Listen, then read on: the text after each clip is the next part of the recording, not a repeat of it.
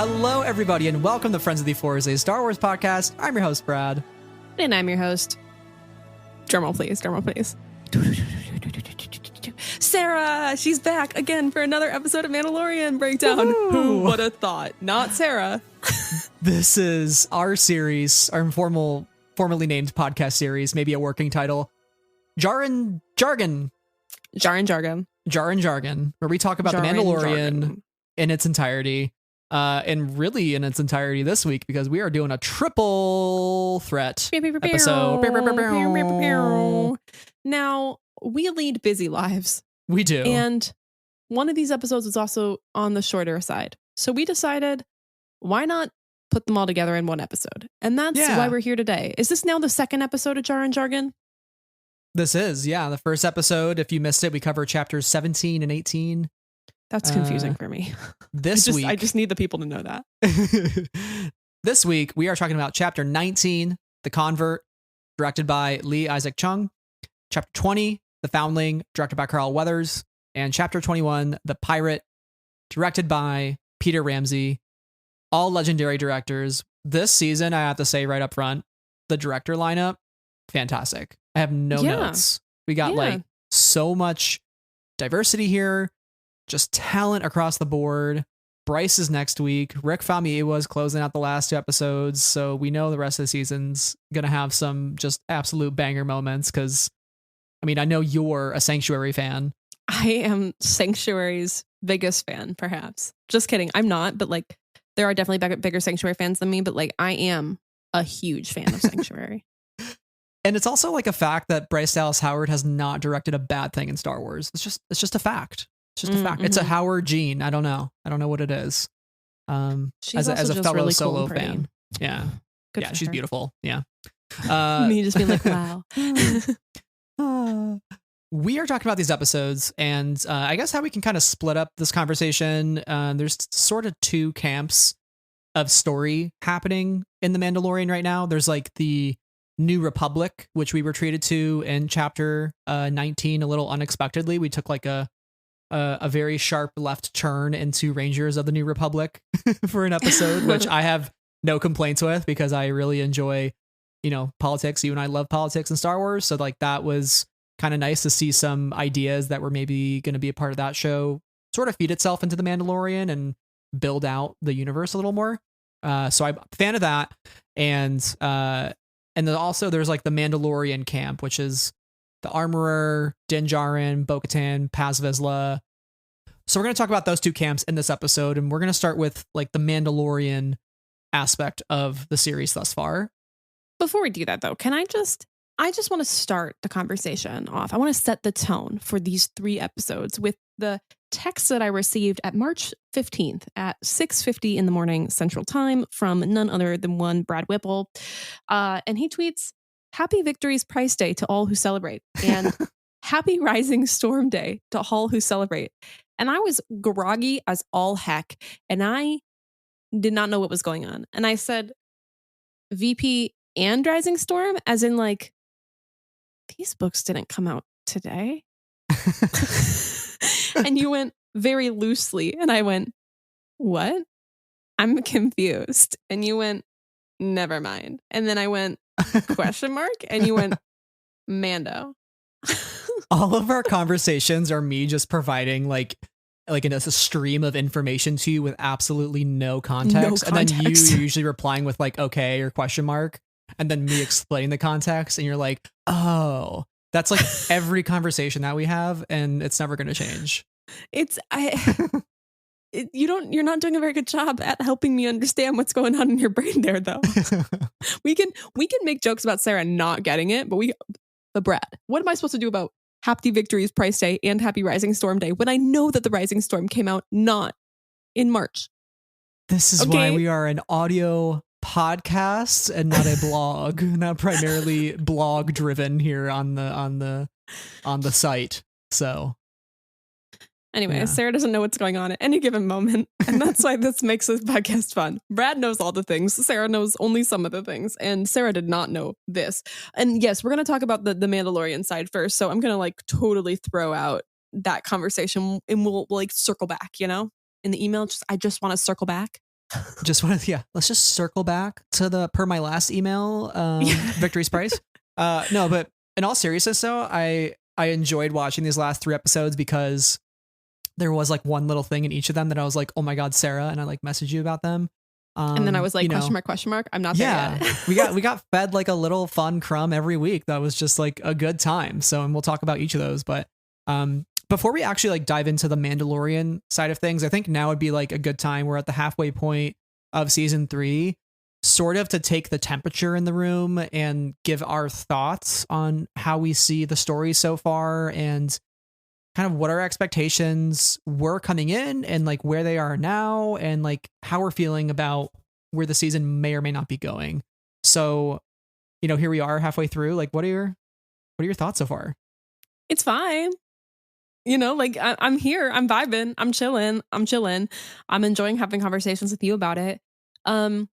Most of the time it's like not doing anything for me one way or the other, if that makes sense. It doesn't feel like a waste of my time, but I also not like itching every week to turn on the episode, And for me, like I feel like in the trailers and also kind of at the end of season 2, just kind of like culturally knowing what's happening there, it felt like we were headed to Mandalore, and I'm surprised that more of this season like hasn't been directly focused on that.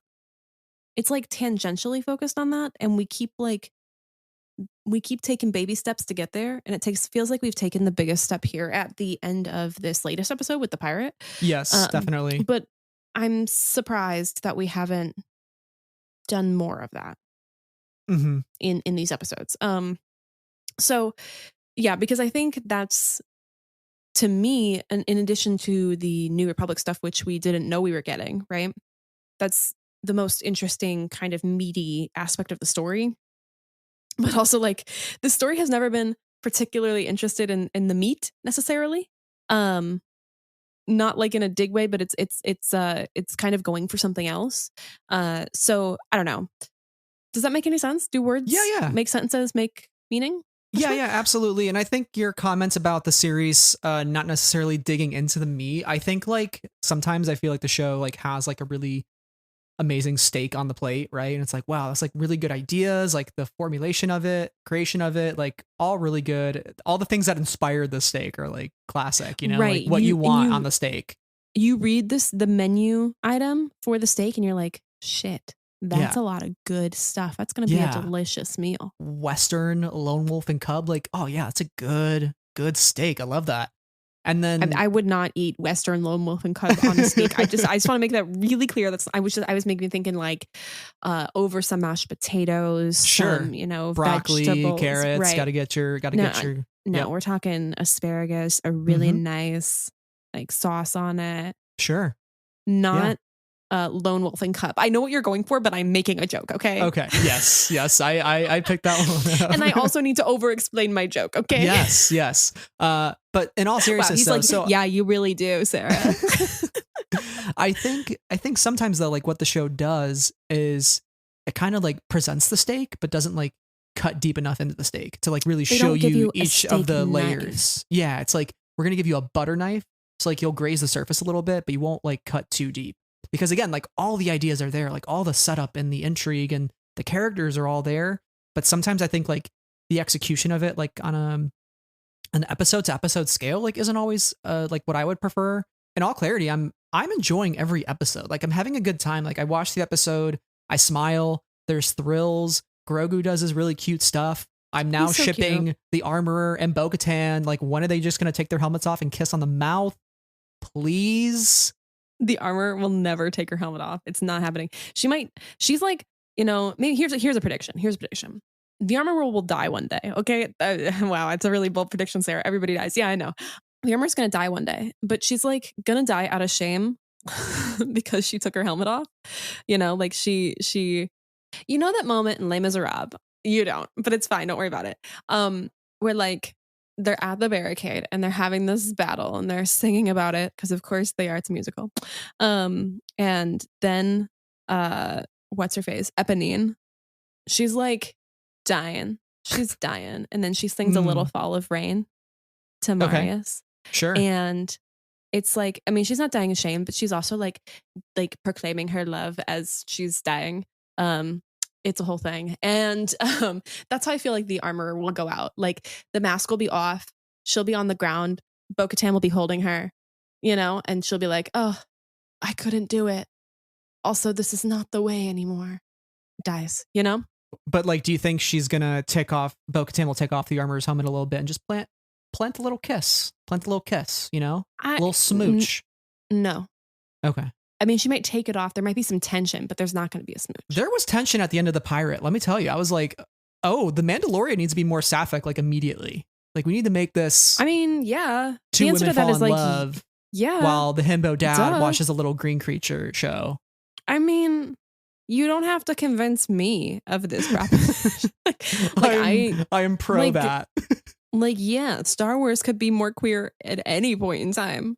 Yeah, no, I think we're both in agreement on that. But besides the point, I think what the episodes have been doing is like, again, like providing like really good entertainment. I don't walk away from them saying like that's terrible or whatever. Like I think some of the inflammatory language around the season is sometimes unwarranted. Like I think it's worth criticizing the episodes and like talking about how they could be improved. But for me, the season overall has just felt a little disjointed because like, you know, we thought the living waters thing was going to take longer, and then it was like episode 2, and then we got the Mythosaur, but then we haven't really seen the Mythosaur in a while, even though it's been alluded to. And then like the Darksaber is not really important anymore, even though that was kind of like Bo-Katan's thing she wanted, and Din Djarin obviously has been struggling with like his mastery of the sword, but it hasn't come up. Hasn't come up in a while since the Mines of Mandalore, when he like used it and clearly struggled with it, and Bo-Katan picked it up and used it, right? And I was like, oh, that's really intriguing, but we haven't explored that. So I think in some ways the show presents a lot of ideas,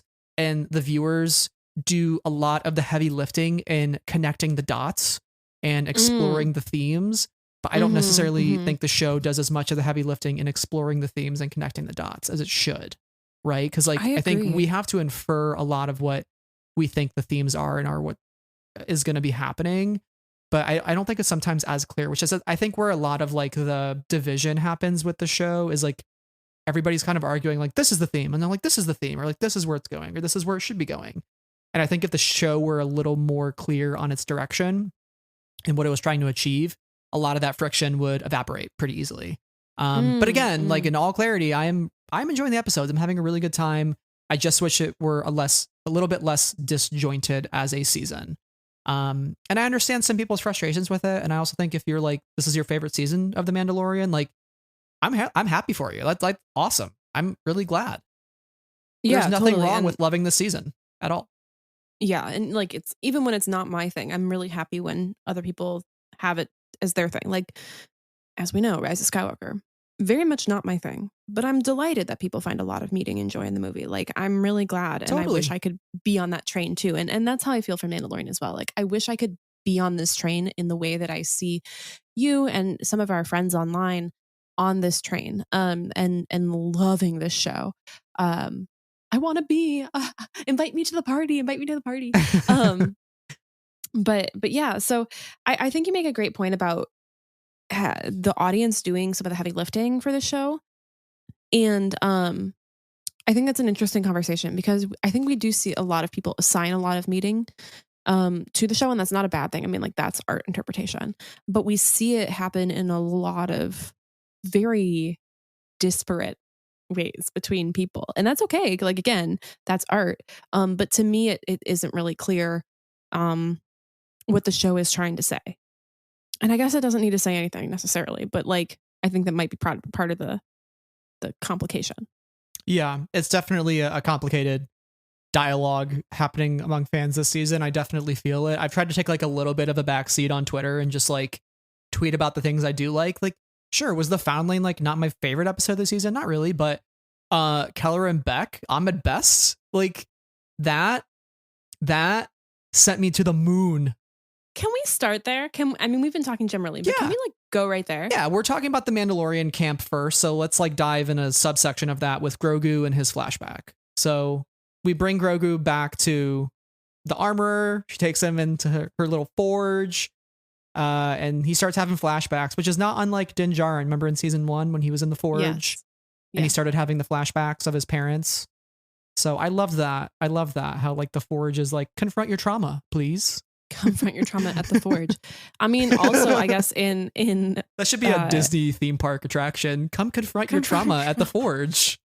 It's like the opposite of like pulling the sword from the stone, but like kind of the same vibes. You know, like you kind of stand in front of the Forge fire and you're like, you know, have a moment. Oh.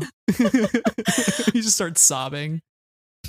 Okay. I think we have to start though with the objectively best part of all 3 of these episodes, which is, of course, Kelleran Beck. Yes. I'm so glad you agree. Yes. What another... Okay, so we have to explain how we watched this. Brad watched it in the morning and he was like, Sarah, don't go on Twitter. And I was like, Brad, my Twitter is K-pop these days anyway. Don't worry about it. Foolproof. And yeah, I mean, when it's all BTS, like Star Wars Who? Never heard of her. Anyway, Brad was like, don't go on Twitter. I want to watch it with you. And I was like, okay. And so we sit down and we watch it later in the evening. And then I was like, I had the subtitles on. I was like, Kelleran? And you're like, wait a second, what? And I was like, it says Kelleran. They're saying Kelleran. And he's like, what? And I'm like, Kelleran Beck? I know who that is. I know who that is. And you're like, wait a second, you spoiled it for yourself. And I was like, no, I just listened. See, when I first watched it, I know we kind of set up the premise of, you know, confronting your trauma at the Forge, #fun. But like, I was so Grogu's like flashbacks to Order 66, which I know it's another Order 66 flashback. I know he's saying that to me. He's saying that to me because I'm a bit of a hater these days. Star Wars is pain. I love watching. I hate love watch it. I hate love watch. I hate the pain, but I love the pain is what I'm trying to say. And the Order 66 flashback specifically just like strike a chord with me, and it continues to do that. I don't know if it's ever since like Siege of Mandalore and like Clone Wars season 7. Maybe it's just hitting different now, but watching Grogu's expressions during Order 66, seeing the pain and like the confusion, he's just literally a baby. Like he doesn't know what's going on. And we see for the first time like clones who are in costume, which is cool. I guess we saw them in the Obi-Wan series as well, but they looked great.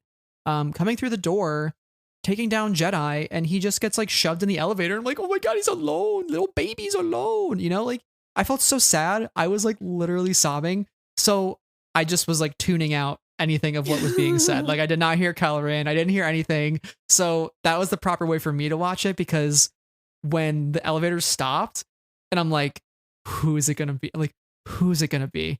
And the freaking door opens and it's Ahmed Best as Kelleran Beck.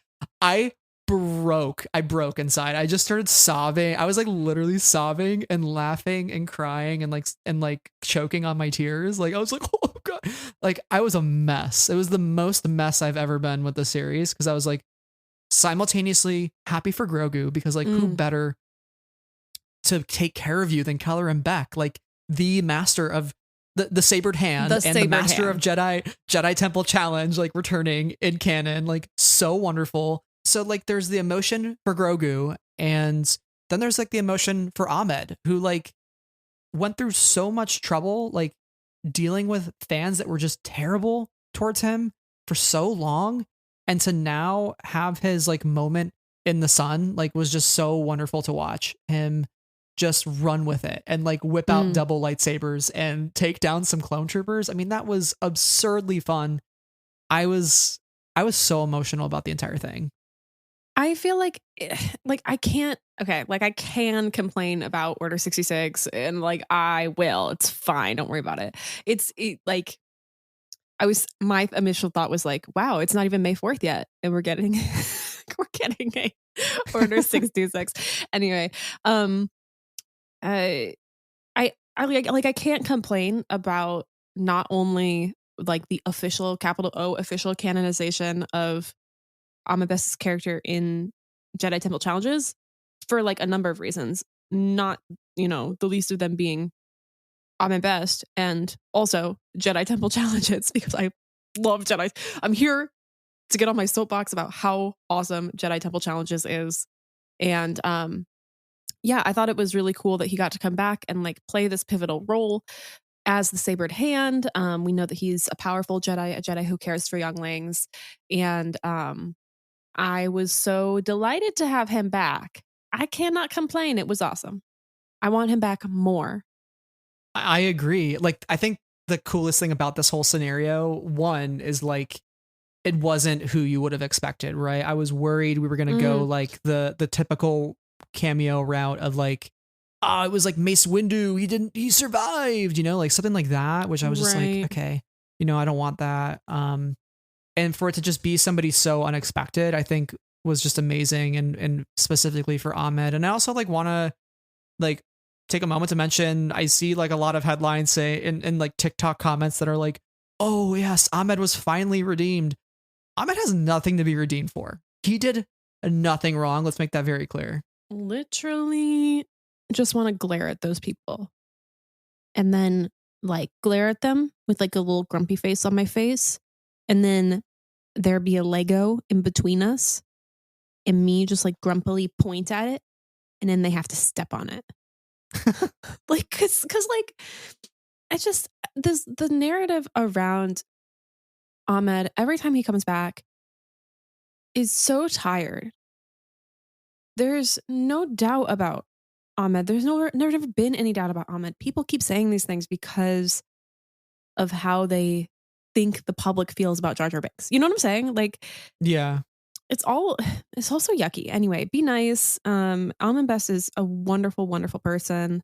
Like, genuinely very lovely. Star Wars is lucky to have him in all of the roles that he's played. And like, I think it's so cool that he's back as, himself, a face character, as a Jedi, and as Kelleran Beck, who came back in like a pseudo canon sort of thing. Also, renew Jedi Temple challenges. Oh, I'll be forever sad about it.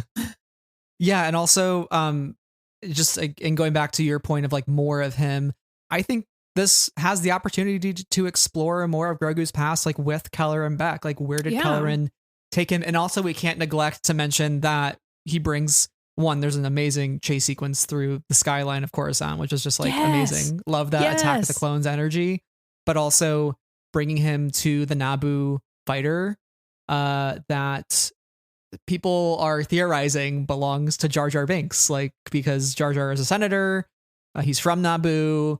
And I think there was like an episode in the Clone Wars where like Jar Jar flies that ship. So people are starting to connect the dots, and they're like, well, how funny would that be if like Kelleran rescues Grogu and like the ship belongs to Jar Jar, who is played by Ahmed Best. So it's like, could we see Jar Jar in The Mandalorian, like talking to Kelleran Beck? And I'm like, that would break so many things in my mind in like the best way possible. And I want to see it. Like, I just want to see Jar Jar come back now. Yeah. And like all the haters go crazy and be like, haha, suck it. Because like Jar Jar's great. He's great for kids. He's meant for kids, And Ahmed's an amazing, amazing actor. And I wish him nothing but the best. And it's just great to, again, see him as a face character now. Yeah. I'm awesome. Also now watching this scene with the chase. And man, gotta love the speeder with the sidecar. Oh yeah, absolutely. Gotta love it. I also was really concerned that in this sequence, like, he was gonna sacrifice himself. Our one fear. Did you get that vibe? Yeah, I was sincerely worried, but I was like, there's no way they bring back Ahmed Best to kill him off in the show. That's true. But I was like, for a minute there, I was like genuinely really concerned that he was like, you go, I will, I'll stay. Save the baby. Yeah. Like, and then you don't know what happens to him. Yeah, no, I'm glad he like got out of there with Grogu. That was a very heartfelt moment. But we've talked quite a bit about Ahmed and Kelleran Beck. And do you have any final comments before we move on to the Bo-Katan and Din Djarin of it all? I do have one comment, and that is, okay, so Order 66, a very complicated moment in time politically. And it's so interesting because everything happens so fast after that. But like, I think it's a little crazy to think about the fact that a Jedi, right, has the baby, getting the baby out, and is directly fighting against the Republic troopers, the clone troopers, but also were fighting against like Naboo officials or Naboo dressed guards people. I was like, this is politically complicated. Yeah, and, definitely. And I mean, I guess you can also kind of go back to that with like Bail. But like, wow, this must have been like a really politically interesting moment, because does that put all of those worlds in a specific kind of hot water? Well, you fought back at us. Or you allied with the Jedi to help a Jedi escape, you know? Right. Anyway. Yeah, no, that is definitely something to ponder. Especially the irony of Naboo being Sheev Palpatine's home world. Right. You know, so there's some extra spiciness to the entirety of that. So yeah, it's interesting. That was a thought in my mind as I was watching it, but that's it. Well, as we move over to Bo and Din, you know, we last saw them with the Mythosaur, and you know, we start the episode with her not telling him about it, which we kind of felt something was up, and her castle gets grazed down by TIE fighters, and that chase sequence alone was spectacular. It was shot so well. Like honestly kind of breathtaking in many ways. And you know, we go back to the Children of the Watch with Bo-Katan, and she is served her redemption alongside Din Djarin. And okay, like where is this character going? Like, is Bo going to kind of openly accept the Children of the Watch? Because we know in season 2 she calls them like a cult of like zealots or whatever, right? And I think there's a lot to dissect there in the way that she is alone. She has nobody. Her Mandalorians have left her because she couldn't have the Darksaber. And now she's in this position where it's like maybe she could be invited into a family of sorts. And I think maybe we can start with a conversation about the Children of the Watch to set the scene, and like our complicated thoughts on them as a group, and also like the fact that they're not totally black and white, villain, not villain. It's a little bit of ambiguity with them, I think. Yeah. There are a lot of strong hot takes on the Children of the Watch. I feel like in every single like on every little part of the spectrum of an opinion on them. And I'm not their biggest fan. And to me, I think it partly has to do with like my personal taste of wanting to see people's eyebrows. We get no eyebrows when people are in masks 100% of the time, you know? So I think it makes like me wanting to see some of their emotions more, and like actually struggling with many of like the Mandalorian characters' flat affect when they speak. It's interesting to me. They live a very rigid lifestyle, and I think that at times frustrates me. Just, you know, like getting rid of like whether I want to see people's eyebrows or not. Like, I think that how rigid their structure is and how they react when someone goes against one of their, you know, rules, even though it was a moment where it needed to happen. And the way that the armor made Din feel about that bothers me. And so I don't see the Children of the Watch as like the heroes of the story. And I think that I recognize the strength of their culture among themselves, and also their unity as like a clan. I don't always get the best vibes from them. I don't really like the armorer. That's not new news, but she gives me an uncomfortable vibe. The whole situation is complicated because a lot of people have also discussed, you know, the use of the term cult, and, you know, the fact that when Bo-Katan mentions it, now everybody's kind of running with that idea that they are a cult. And I think in a lot of regards, they fit the criteria that would normally define what a cult is. And, you know, they have like the kind of charismatic leader, the armorer, you know, the person who sort of teaches the lessons of the group and instills them in the youth and that sort of thing. And that's also sort of like an ideological purity, right? Like, this is the way you don't remove your helmet. Like, if you remove your helmet, you are an apostate. right? And then you are exiled from the group, excommunicado, right? And so that's Like, sort of goodbye. like the Done. conformity and control of the group, right?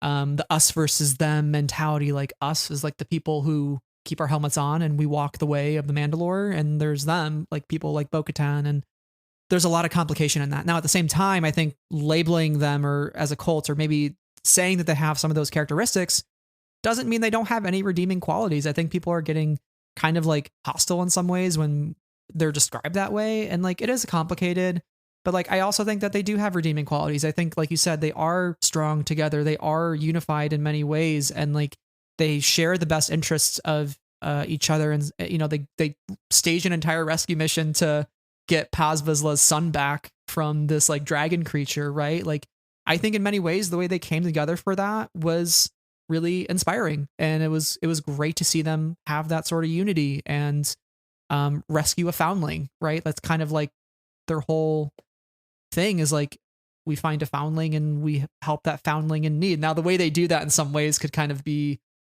a form of indoctrination, similar to like what the Jedi do, and that's a whole other sticky conversation itself. But the point being, like, I think you and I maybe share the belief that like we want them to improve as a group. Like, we want them to transform their ways. We want to see some sort of positive transformation out of this group, because we don't want them to continue walking this way that is a bit flawed, and that we don't get to see their emotions, and that they have to like walk away from the fire to eat. Like, eating is like one of the most essential like things of people that bring people together, you know, like the dinner, right? Mm-hmm. And the fact that they go on their separate ways and eat elsewhere and don't share that together is kind of sad in some ways, right? Like, I want them to have that dinner around the campfire with their helmets off and to emote and talk to each other, you know?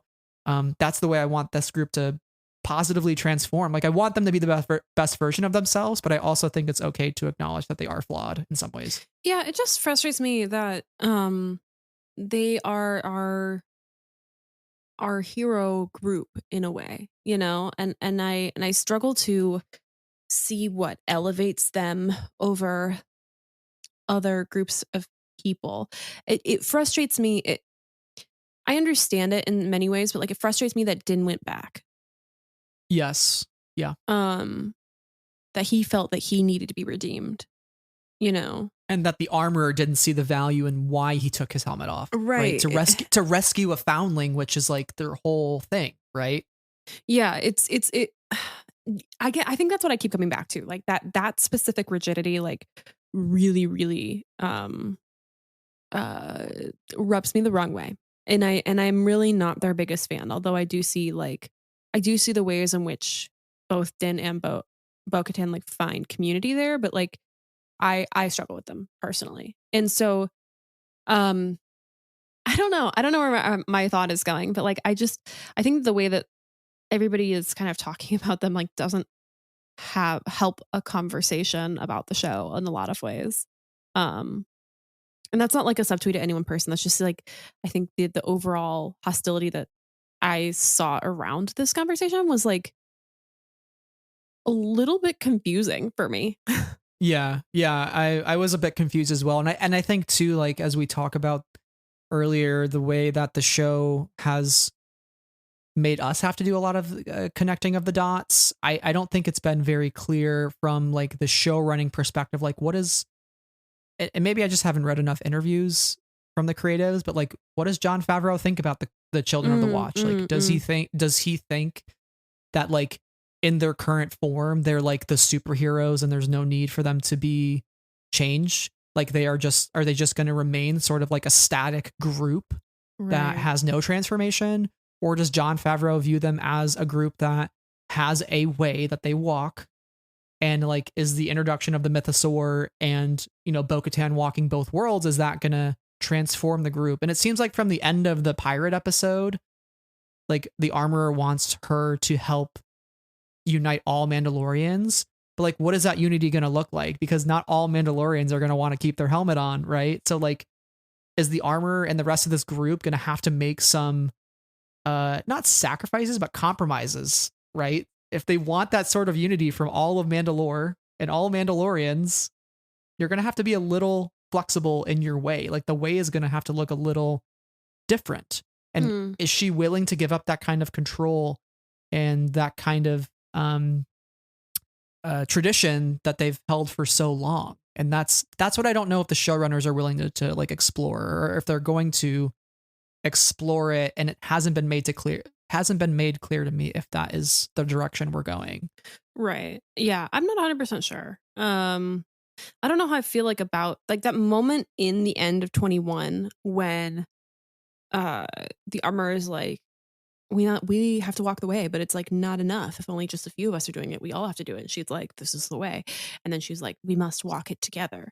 So like I think there's I think it's a concession that like the armor is willing to make to allow Bo to continue associating with them, knowing that she needs to take her helmet off in order to achieve their end goal, which is like retaking Mandalore or having a space for Mandalorians. And I think her end goal is like all the tribes respect, or all the clans or tribes, I don't know what they're all called, I'm sorry, respect each other and like don't get in each other's business, but are on the same page about being together, you know, like I think that's it. Cause I don't think I don't think things are going to change for the Children of the Watch. I think they're going to keep their helmets on and do their thing and be like, are we cool? Cool. Let's not bother each other. Thanks, besties. Let me know if you need anything. Right. Yeah, like if they can coexist with the other groups, but not necessarily be like apostates, get away from us, right? Like if they can coexist and live together, but like you said, we keep our traditions, you keep yours, but like we're cool, we're good. I think that would like still be somewhat of a nice change for them, right? Because I think true. right now, as it stands, they're like, no way, like this is our way and that's it. They literally right? live Like in the secret. armor is. Yeah. And like Carson Davis shows up and they're like, we're going to have to move now. Like, thanks, R5. maybe they don't have to move, you know? R5 is a narc. That was so funny. I was like, how did he get here? And he's like, well, I fought with somebody in the rebellion. And then like R5 rolls out and I was like, yeah, that's my guy. Yeah, I'm an R5 stan now for some reason. Who I don't know. Thunk that we would have gotten like I know. R5 redemption. I know, it's pretty great. But, and part of me too wonders like, and maybe it's just like my kind of preconception of the children, like, is there something up the armorer's sleeve? Like, is she, you know, with the existence of the Mythosaur and Bo-Katan admitting what she saw, is the armorer trying to like get on Bo-Katan's good side now just because she's like, this person's powerful? She saw a real life Mythosaur. It's like real. She's special, clearly, for some reason. I have to be on her good side to like do something nefarious, right? Or maybe it's just as simple as like, this is a person who is powerful and can help unite our clans because we have been scattered across the galaxy and it's not helping our cause. Do you think it's like more nefarious, or do you think it's genuine? Because I'm leaning more towards genuine. Yeah, I think it's genuine. Yeah, we'll see where it goes. It's an interesting conversation. I feel like if the last 3 episodes are focused on Mandalore and like more Mandalorians coming into the mix, which like could introduce a particular Sabine Wren, you know, like if the armor is saying, hey, can you go find more Mandalorians that can help us unite? Like, wouldn't Sabine Wren be like one of the first people that Bo-Katan calls? Because like all of her people left her. So she's like, let me just call my bestie Sabine Wren, who gave me the Darksaber, LOL. I lost it, by the way, but like, can you help? Can you help us out? Like, I literally know where it is. Like, it's just not mine. I'm just waiting to see Sabine Wren in live action. Like, I would like to see it. I mean, we were talking off air and you're like, well, was it Dave wrote 23 and every time Dave writes something, you know, like a character shows up. Wasn't that what you were saying? Yes. Yep. And now that you mention it, we did see Zeb. So Zeb Aurelios. And we know that an upcoming show is going to focus on characters from Rebels. Mm-hmm. So I guess it's unsurprising to me that it would be a surprise, yes, if she showed up in this show, but it would also be unsurprising, like in hindsight, be like, oh yeah, of course, yeah, that makes sense, because that's where they're heading. I would welcome it completely. Can we talk about Zeb for a second too? How good did he look in live action? I think that's one of the best looking translations that we've seen from animation to live action. If you don't follow me on Twitter, I had a moment on Twitter yesterday. As of recording, that would be Thursday. where I have Star Wars on tweet notifications and I have like 5 other accounts on tweet notifications and like that's it. And I get like a notification from Star Wars and I open it and it's like what feels like a grainy photo of Zeb. And it's like #Zeb Aurelios. Watch chapter 21 of The Mandalorian on Disney Plus now. And I was like, I literally looked at it and was like, what? Because you hadn't Zeb? seen the episode by that point. Yeah. I literally thought it was like a leaked photo. Like it looked like a set leak. Like just in my preview, I was like, what is happening right now? And then I was like, thanks, Star Wars. I literally haven't watched the episode yet, and it's been just over 24 hours. But I guess that's when the spoiler window is up. But I thought it was so funny. It's interesting because they did that with Keller and Beck's character poster. It took like a day for them to post that because I think they're just trying to get ahead of like the fan conversation and just be like, listen, here it is. Like, let's enjoy it, you know. And they're just kind of but they haven't embracing talked about Bad Batch yet. Well, they did make their TikTok bio though. The one line, but they haven't orders. Like been like, watch the heartbreaking finale on Disney Plus now, and it's literally that one scene. We're not going to spoil it, but like it's literally that one scene, and you're like, oh, okay, I guess that's like, the heartbreaking moment. Yeah. Yeah, so I was shooketh and like genuinely very confused, and then I watched it and I was like, wait a second, it was only this one scene cameo, really? But I guess people would have been talking about it more if it were more. But I was so surprised, and I getting back to the original question that you asked me, yes, I do think he looks pretty good. I was pretty impressed by that. It's a bit weird to like see him in live action with like this is gonna sound so weird, but just roll with me, like different angles and different wrinkles, you know. When you it's like Hondo, right? When you see the Hondo animatronic, you're like, wild. You know. It's like translating from the particular style of animation to like a IRL human form is interesting. Yeah, I thought he looked really good, and I thought it was really interesting to see him there. And I guess it is the introduction of the Rebels character, so that makes sense. And I hope that we see him again because he's a great character. We love Zeb, and yeah, it's our first like Lasat that we've seen like not an animation, I guess. Really? Besides Jedi Fallen Order, I was gonna say. Oh, that's the other time Cal's T'Pol, his master. Oh, Jaro. So I thought I thought it looked pretty close to that. And also shout out to Steve Blum coming back to voice Zeb. I think if it wasn't Steve Blum, I think a lot of people would have been rioting, especially since it's like a CGI character. So it's like, why wouldn't you have Steve Blum? And if like a lot of the, you know, the rumors are to be believed, Steve and Katie Sackhoff might be the only characters reprising their live action selves. Unfortunately, that's a whole nother conversation, but I was really happy to see him. It just, I don't know, like you and I both love Rebels. It's been so long since we've been with the Ghost Crew. I feel like I need to go watch that show again. I know. I get a bit emotional. I love Rebels. It has a really special place in my heart. And Zeb is like one of the most lovable characters, I think. And my other question is also like, where's your husband? Where is your husband? Where Callus? Where is he? Where is he? Hello? Like, do not decanonize. Tell me he survived the war, Calazeb. Please. Yeah, I gotta figure out where he is.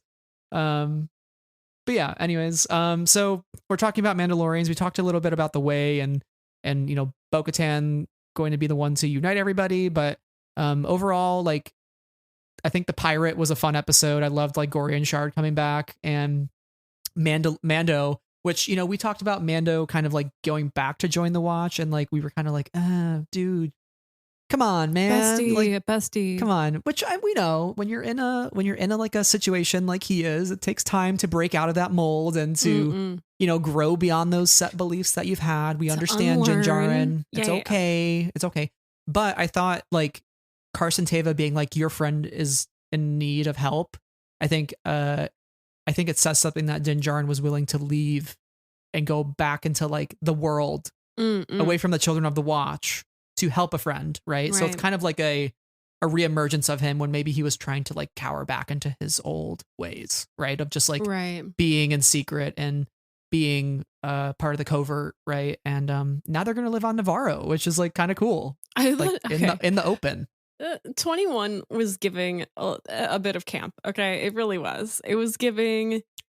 We love it. it was giving the post Return of the Jedi aesthetic and vibe really strongly. And I was like, okay, I get it. I get where we're going for right now. I understand. It's fine. But at the end, okay, first of all, Navarro is a town of like 40 people max. I love that. Or like Navarro's a whole city of 40 people max. We love to see it. He's like, I've gathered you all. And it's like, 40 people. And some like, Kowakian monkey lizards too. Right. Who remained like, behind. He's Jesus. Like he's leading them, or leading the people, kind of a vibe. Anyway, it was funny. But he's like, I will give you this tract of land from here to here. It belongs to our friends, the Mandalorians. And I was like, this is just way too convenient and hilarious. But it's like, we got to move the plot along. Why not just say it? We got to have a place for the Mandalorians. But I thought it was great. I have to say though, it gave me like Star Trek vibes in this episode, because like all or nearly all of the people on the Mandalorian Navarro side are human or humanoid and like close to human, and everybody on Gorian Shard, which is such a name, I can't explain it again, like truly such a name, good for him, is all like a quote unquote alien species or like non-human species. And I was like, this is the Enterprise versus the Klingons, like it kind of gave me that vibe. But I enjoyed the aesthetic and the camp of it. And I just was like, okay, I'm along for the ride this time. And R5 in this episode, and just the energy on Navarro and the battle, and like help is coming, but also like the New Republic side of things, where I think there's some interesting stuff there, because Colonel Tuttle is like, we have structure now. You can't just like do that. We got a list, and it's kind of like a scroll. There's like a lot going on that list, and it's a long list, and this is bureaucracy.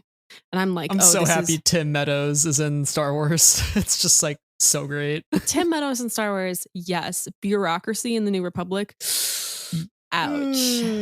Hurts, not great. Uncomfortable.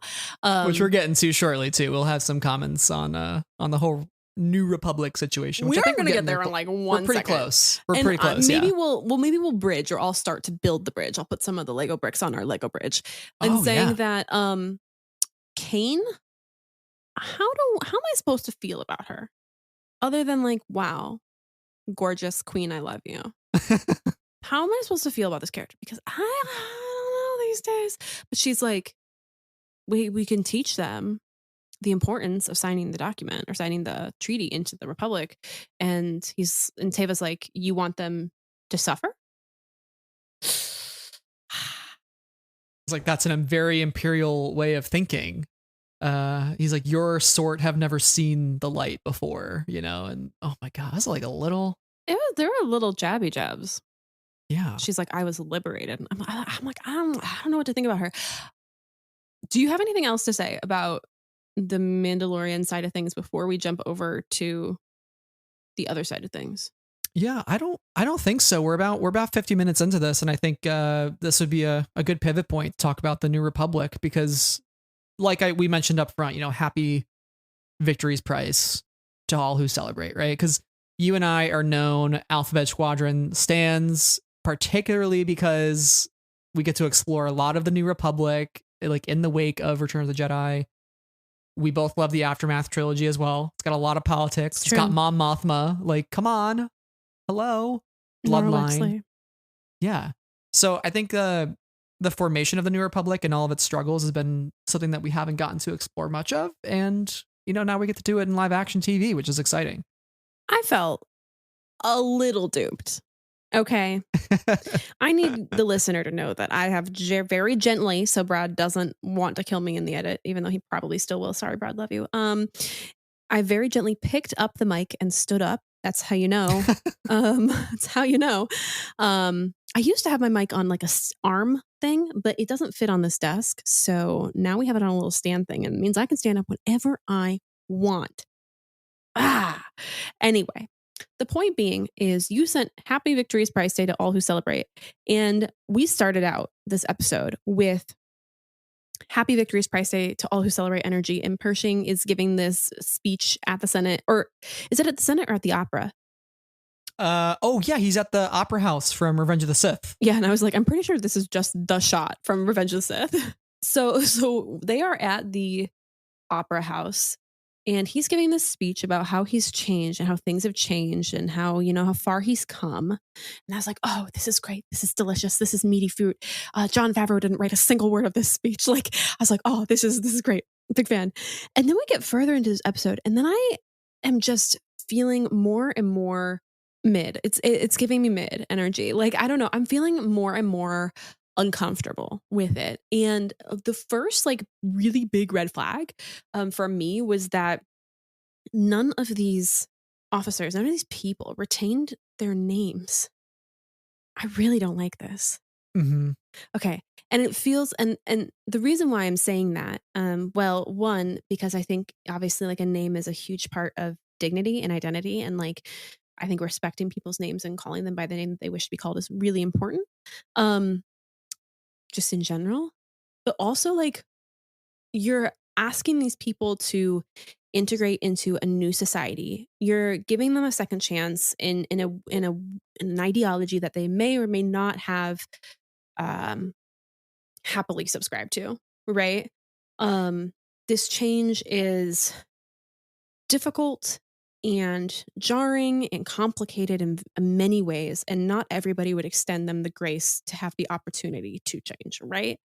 Like Carson Teva, right? I think that was a good example of maybe that some of that friction. Right. Like you were captured, and she's like, no, I was liberated. Difference, Yeah. Although I don't know how I feel about her, but that's another story. But yeah. And then to do all of that, but not allow them to have their own names, and instead just calling them by a letter and a number, really bothered me. And you could say, well, like, oh, Sarah, the New Republic bureaucracy, that makes a certain amount of sense. The New Republic bureaucracy is getting a little tied up in itself and falling into some of the same traps that the Empire did. Like, I don't disagree with any of that. But I was led with this is victory's price, okay? And I'm not blaming that on you. Other people said that too, Brad. Well, I mean, I think my point to you though is it's not like a one-to-one comparison, but it's just the idea that like in the wake of the Empire versus Rebellion, like there are programs out there to reintegrate Imperials into society, and like Victory's Price being one of those books that does that, and like now the Mandalorian, and I don't, this program, the reconciliation program is like what I think happens at the end of Victory's Price or is introduced. And this is the amnesty program, which is slightly different. And I still think there are some questions about like who gets to be in each of those programs, right? Right. Who are the greatest offenders like who are the greatest offenders from the Empire, right? Like you might have like the people who worked in the back office and like filed paperwork or were part of the Empire. Like how complicit are they versus somebody who was literally committing, war crimes? Like do they go through a different program than maybe say like the pencil pushers of the Empire, And so I think there are also some questions to be asked. And, the program that we're seeing in The Mandalorian may not be the one from Victory's Price, but the one from Victory's Price may still exist. I don't know. I guess my thought, the feeling behind this was like the way that Victory's Price ends, and this is not like a spoiler for Victory's Price specifically, but like it's kind of looking forward in the New Republic, is to me it spoke to a really profound sense of optimism and hope that I feel very protective about and sensitive about. I think because of when the book came out, and also with how kind of dark those books can get, and also just because I firmly believe in those ideas, like as a person. And so for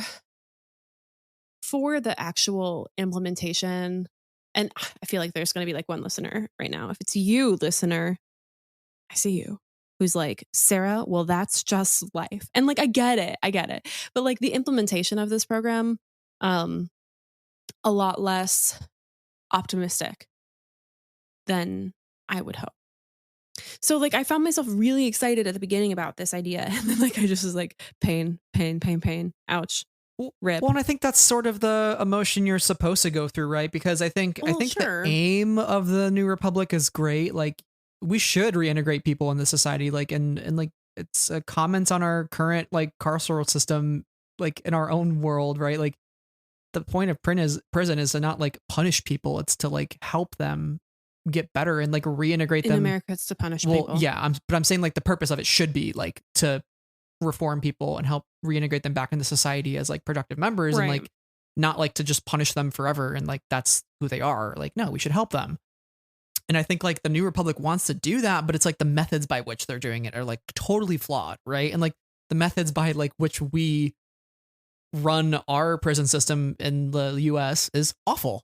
And it's not serving the objective it should, right? And so I think there's a little bit of commentary that could be like looked at there, but it's also interesting that like Dr. Pershing is like punished at the end of this episode with a mind flayer, or what he recognizes to be the mind flayer, which is like a thing that they used to indoctrinate people as stormtroopers and into the Empire.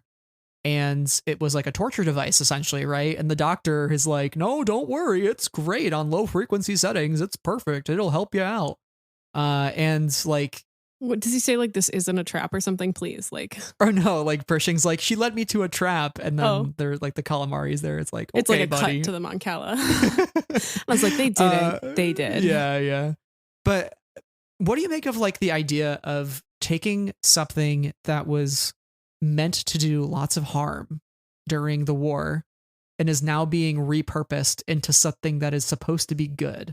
And like also like the meta of that, of like the people themselves, right? Like people who did bad things being repurposed for good, but also the tools being repurposed as well. Like, what do you make of that? Well, it's this interesting puzzle, isn't it? Because part of Pershing's whole job is to like look at records and then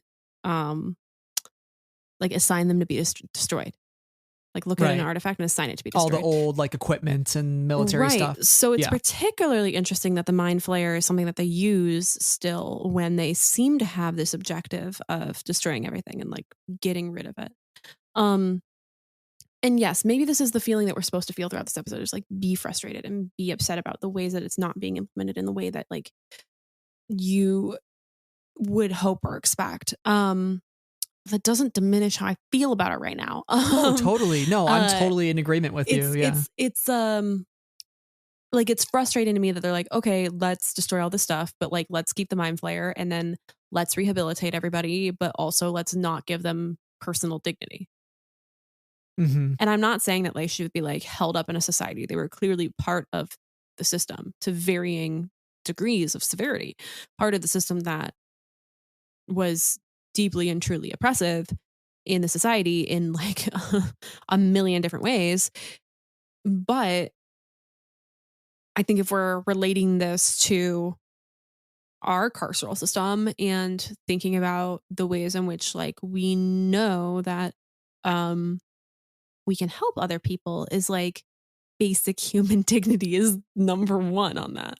Calling somebody by the name they wish to be called, treating them like, you know, you would treat anybody, and your friend or neighbor, you know, love thy neighbor as yourself kind of a vibe. Like that very basic dignity that like they're not doing in this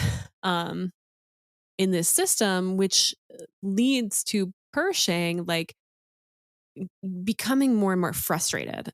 He's like, well, I could still do this research and we could use it for good, and I think it could be valuable, and I've spent my whole life working on this one thing, and like I think we have the power to use it for good, but because I think, one, they don't trust him, two, they're not interested in listening to him, three, you know, the nature of his research could go bad really fast, just in general, or it was going to be used for nefarious purposes. It's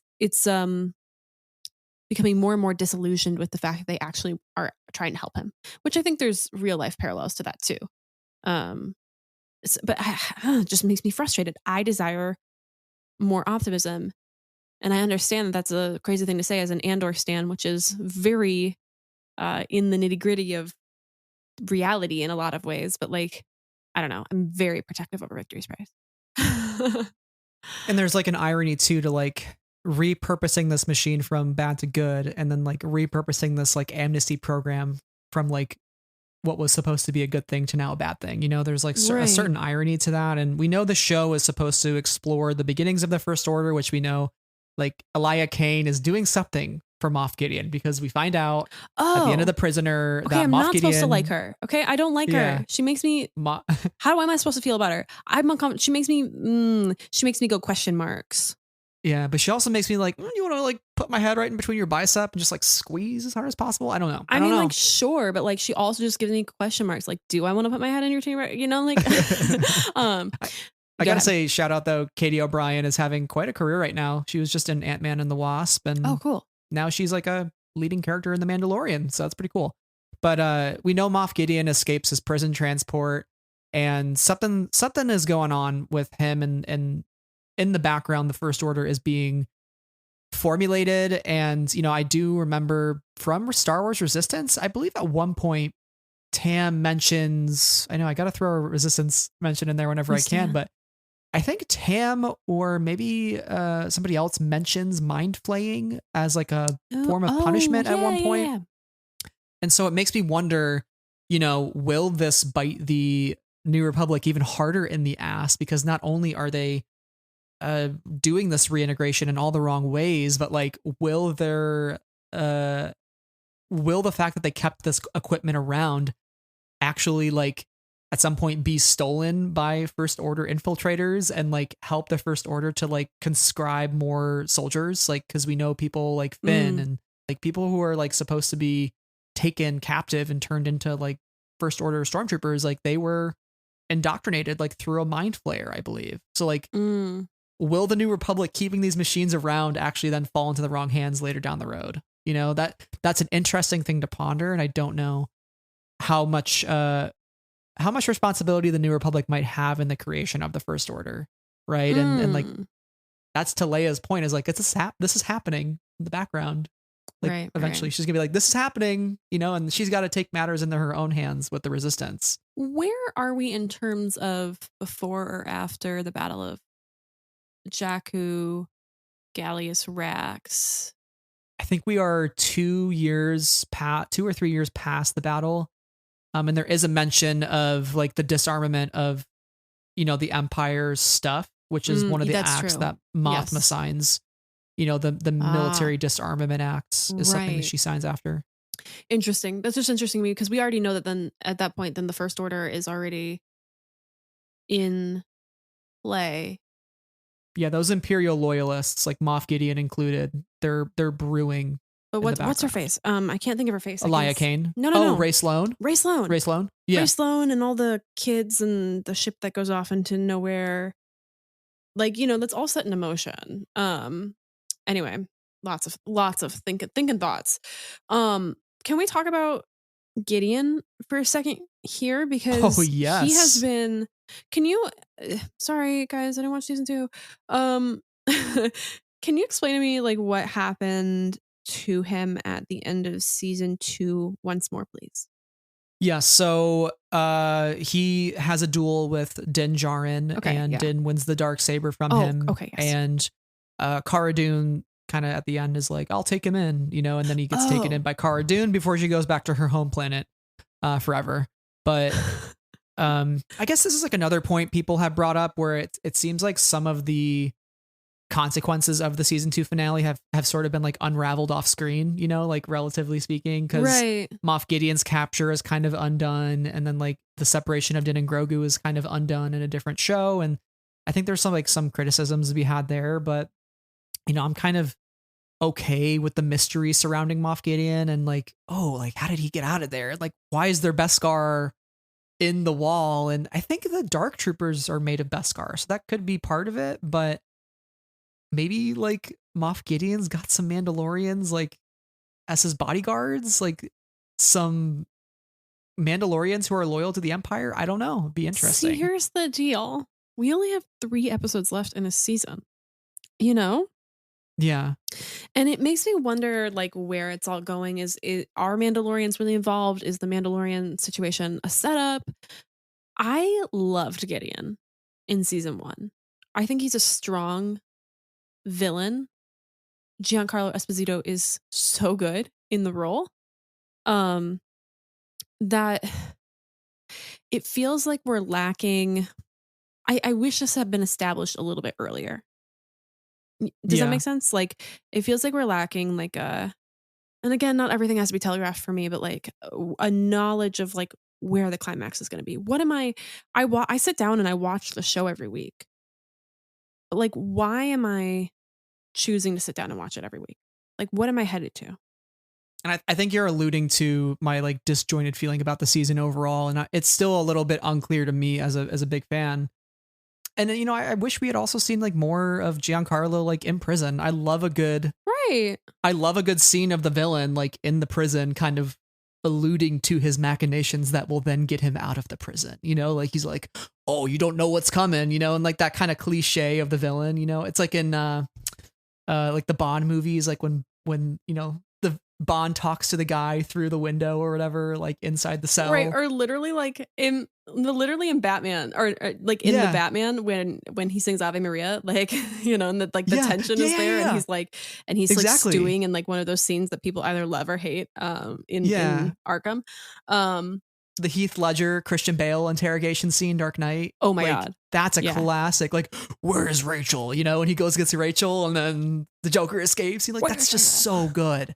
Yeah. And I wish we had more of that, of like, to get an idea of like, what is Moff Gideon's plan a little bit? Or like, can we at least guess slightly? Because honestly, I love Moff Gideon as a character. I think he's super cool. But I had only maybe thought about him once, when he was once briefly mentioned in whatever the 5 episodes we've seen here, which makes me feel like, okay, if he comes back in the next 3 episodes and there's like a big fight or whatever, like it's gonna feel a little bit rushed, especially if we've seen none of his point of view. And I think he's either gonna die, or like I don't think he'd just get taken back to prison again, you know, because that kind of like negates. Didn't go well. Yeah, the first time. So like I feel like that means like his character either ends in death, or he continues like doing things in the background for the Imperial remnants. I don't know. I guess we will find out in the next 3 episodes, but it'll be really interesting to see how they like bring all of the threads that have been laid down in this season together. The Mandalorians, Children of the Watch versus everybody else, Bo-Katan's place, Din's place, possibly Sabine Wren. Yeah, Grogu's, maybe Sabine or other Mandalorians, Moff Gideon, the New Republic. Like, how is this all gonna go together? So I'll be really curious to find out, because I think there's a lot of good things to pull on. Like, I do think that all of these ideas are strong and interesting, and like I can see the potential. I can see where the potential conflict is. I can see where the potential like great wins are when I think about all these pieces together. But I wonder how they're going to weave them, you know? And I don't think it always helps too when, you know, you have a couple episodes in a season that are 30 minutes long. You know, it's tough going from, and not to compare shows, but like Andor's episodes were all 45 to 50 plus minutes each, you know, and it had a lot of substance, and it had like, you know, even just like quiet moments where dialogue like wasn't being spoken, you know. And I think The Mandalorian could benefit from having some longer episodes where you get to sit and stew with these characters, because they're all so interesting. And sometimes I'm just like, 30 minutes is not enough. Like I want to sit with the armor, and like I want to sit with Bo-Katan and like get inside her mind, because also Katie Sackhoff has been doing an excellent job this season. I think even her nonverbal acting inside the armor is great. I love the way that she walks. I'm like, ooh, girl, you're making me feel things. I don't know. You know, just the kind of the swing of the hips for me, and the Mandalorian armor is just working. I don't know. But okay, you know, you heard it here, guys, listeners. This is where we've reached the hour 15 mark, where we just become unhinged. But I do wish some of the episodes were longer. And I will say The Prisoner did a really good job of jumping between different points of view. I think it's one of the best instances of that being done in the Mandoverse, of just like, here's the Republic, but here's Mandalore, and here's Grief Karga, you know, like jumping amongst those viewpoints, but feeling cohesive. And that's a credit to Peter Ramsey, even, you know, for his directing of the episode. Right. I think for me, when I think about like the length of the episodes, it's not necessarily the length of the episodes, but like about the meat of the plot that they're giving us. And I just think that we could be getting more. And that's how I feel. That's how I feel about a lot of Star Wars. It's like, I just think we could be getting more. And I know that was some people's criticism with Resistance, which I totally understand. I think like Resistance works for me, but I can understand where people be like, okay, I want a little bit more meat here. For me, like, as I've said on our Bad Batch recaps. When the plot plots, it plots, you know? And I feel like when the plot plots in this show, it's just like lowercase p plots and not like caps lock plots. And I want it to like caps lock plot more. Like give us the really good stuff, give us the meat, make it all come together.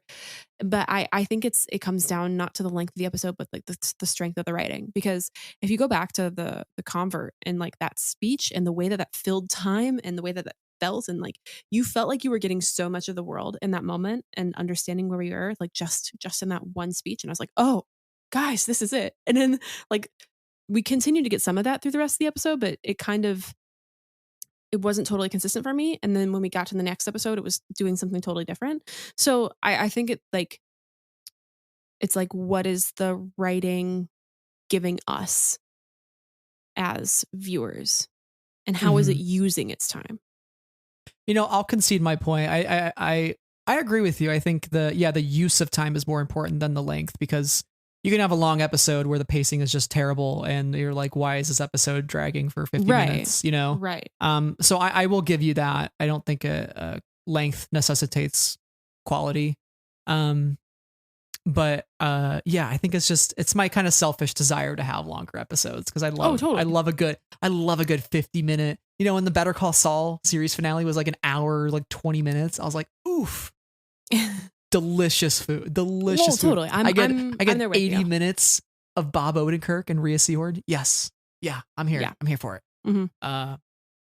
Anyways, we are going to be wrapping up here shortly. Do you have any final thoughts before we kind of close out? My final thoughts are, I felt like I was pretty critical in this episode, and I do feel critical thoughts about this show. This probably shouldn't come as a surprise if you have known me for the past time since Mandalorian has been out. That being said, I don't think I felt as truly critical about each of the episodes individually as I watched them. So it's just a matter of not knowing where it's going yet. And I've talked about this before with Brad, where I'm like, this is my struggle with TV, is like, I just don't know where we're headed. And then I feel like I'm not getting, like, when you read a book and we're talking about the whole book, you know, you have an understanding of beginning, middle, and end. So I think I'm suffering from a little bit of that, not knowing what the end is yet. So hopefully you'll continue on this journey with us as we try and figure it out. Yeah, I think that's my thought. Yeah, and I think you know, we're not having a bad time. Like we're enjoying these episodes, and like there are things that we're taking away from them and really happy about, and obviously Keller and Beck being one of those things. King, icon, we have to stand. Stand. I am really excited though for these next 3 episodes, just because of the directors, and also next week I get to watch the newest episode of The Mandalorian bright and early at 7 a.m. or no, 8 a.m. instead of 3 a.m. So I get to wake up and watch it with the rest of the crazies who are up in the United States of America at 3 a.m. Go you guys, you loyal fans. You're that fan on any other week. Although I'm gonna be like severely jet lagged, so I don't know if I'll wake up at 8. Can we talk about how you need to take care of yourself when you go on this trip? Anyway, different conversation, but really. Oh man. Well, for all of you going, make sure to stay hydrated and be stretching in the days leading up to celebration. It's very important, you know. Mm-hmm. But yeah, we'll be back 2 weeks from now. So we're gonna cover the next 2 episodes together once I'm back from celebration, and then we'll do an episode on the season finale. So expect 2 more from us, and then we're done with The Mandalorian and some Star Wars TV for a hot minute. So weird. It's been good. It's been a good couple months with some Star Wars. I think it'll be crazy to know the next time we record, we'll have like more announcements, more dates, more things on. I think we're like, yeah, our schedule's about to slow down a little bit. Thank goodness. We've been really, you know, like trying to balance things. It's been a little stressful for us. And, you know, we're trying to take a slow moment to figure it out. And like, you know, when we come back in a couple of weeks, it's going to be like it's the one meme of SpongeBob where he's like opened the book and his eyes are going the different directions of the book. Like it's going to be that. It's going to be that, because we're going to be like, oh my God, the date for this and the date for this. And then we're going to plan out Skeleton Crew's out in June. Right. We're going to have to replan our entire master list down through the last date, as we always do of our episodes. Brad had like them scheduled out. He had them scheduled out through April, like in November. Okay, guys. So we're going to have that feeling once we get back, which I think is wild to think about already. It's so close. This time next week, at the time of this recording, we'll know a lot from the Lucasfilm Studio Showcase. Oh my God, please. Wild. Stop. Wild. Ryan, walk out on stage, buddy. Ryan, it's your time. No, it's not gonna happen. Short King, come out. Anyways, I love him so much, you guys. Thank you all for listening to this episode of DJARIN Jargon. If you enjoyed this conversation, we have tons of episodes over on our podcast feed. You can follow us on our Twitter and Instagram for all the latest updates. And if you enjoyed, leave us a review if you'd be so kind. It makes us feel real good. Helps other listeners find the show, join the discussion, and yeah, we appreciate any feedback that you have. Yeah, and we are really, really grateful at all that you just took the time out of your day to listen to us yap and be less than enthusiastic at moments about these episodes of The Mandalorian. We'd love to know your thoughts. Are you a big fan of Children of the Watch? Are you also love Keller and Beck? Do you think Grogu is the cutest alive? Talk to us, please. Tweet us. Talk to us on Instagram. We're always around. And an extra special thank you within our listenership to our patrons who help make the show happen. So thank you to Ben, Brian, Cheryl, Clay, Deborah, Dylan, Zizel, Emma, Huang, Jennifer, Katie, Nate's a friend, Leanne, Levi, Lindsay, Lucy, Matthew, Rob, Sippy Bouquet, Santa, Skytalkers, Steven, Tom, and Travis. Woo! Thank you all so much for your support. We really do appreciate you. This is the way, I guess. Yes. Yes. Thank you all so much for supporting the podcast. It means the world. We'll be back very soon. And until then, may the force be with you always. Bye-bye.